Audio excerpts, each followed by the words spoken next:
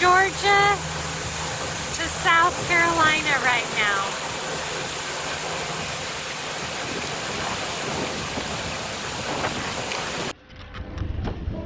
It was damn decent of South Carolina to turn on the party just for us.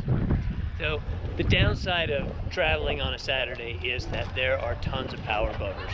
But the good news is when they get together and congregate in one place, there's a lot of woo-hooing, probably drinking, partying types, and we're about to immerse ourselves into that. Let's go. Take that.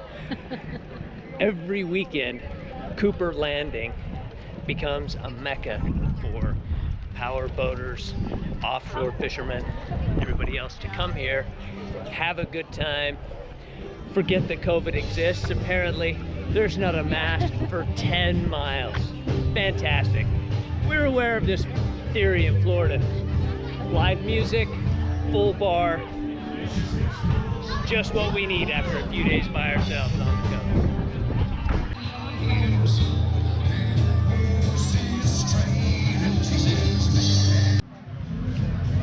So they have a little store here, and they had bacon and a couple of things that we might have gotten, but two girls in front of us in line got 2 cases of beer and it was $100. So Markup in that little market. there might be a little markup on that. So we decided not to see how much a package of bacon could cost. Because nothing in there had price tags on it. Yeah, we kind of had that market price, like if you have to ask, you probably can't afford it. Let's see how much it is, maybe just to get a beer in the bar.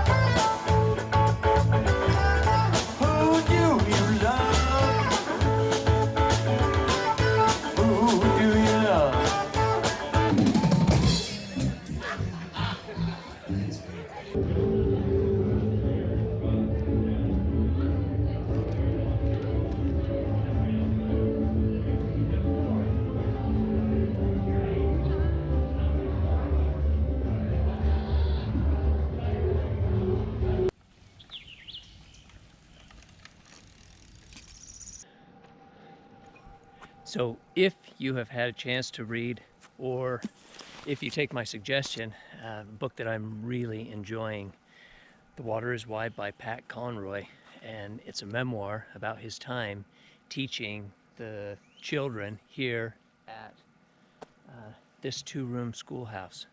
And this is it.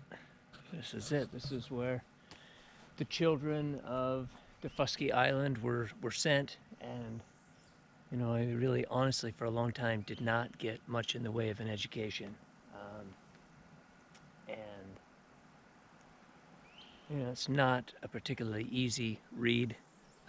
There are a lot of ugly racism in it that is confronted in a, what although I think seems to me, at least, to be a responsible and genuine way.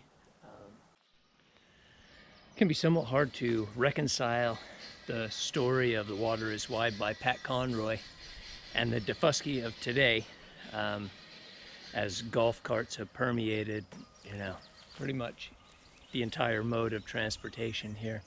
But the Daufusky community farm kind of harkens back to those days when people lived on subsistence farming. And so just down this road, but further than we're willing to ride our bikes on a soft sand road, is a lighthouse that marks what is called Bloody Point. And it is called Bloody Point because the British had a skirmish with the local indigenous tribe that was here and basically backed them onto that last bit of land, where the British then executed men, women, and children. And I should say British soldiers there.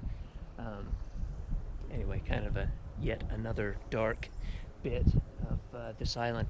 It's kind of funny because we got drawn here by this real party vibe and live music, and we sat at a table and somebody recommended for the second time this book by Pat Conroy. So, you know, we got drawn here by this party vibe of people drinking beer and everybody's on their boat.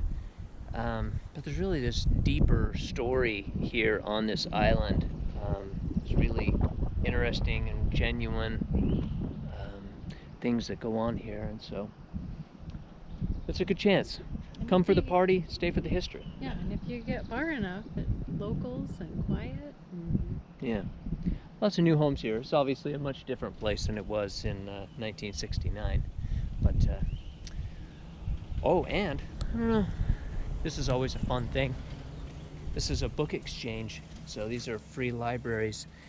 These are set up really all around the country, and you can, in fact, you can go to this website and find the locations. And then you take a book and you leave one. And the idea is that it's kind of this always changing storm.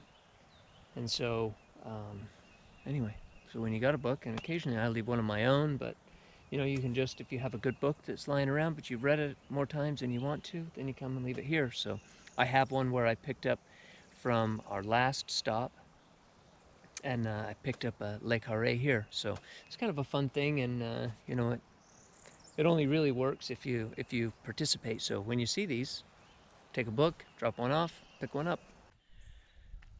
Behind me is the First Union African Baptist Church.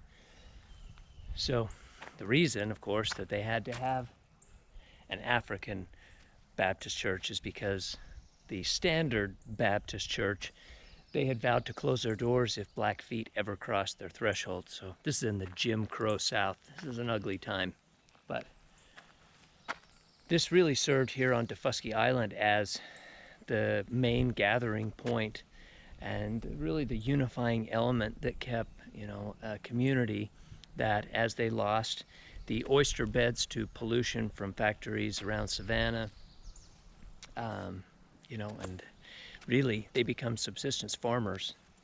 And in a lot of ways it was their faith and that they came together at this church that kept them here and kept them a viable community. I might die going down it, but it might be worth it. You might die. It's part of history. There's a lot of rust on that.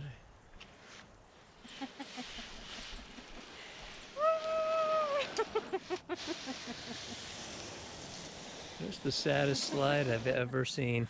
Ta-da! Get it, get it. It's my baby. It did great things for it.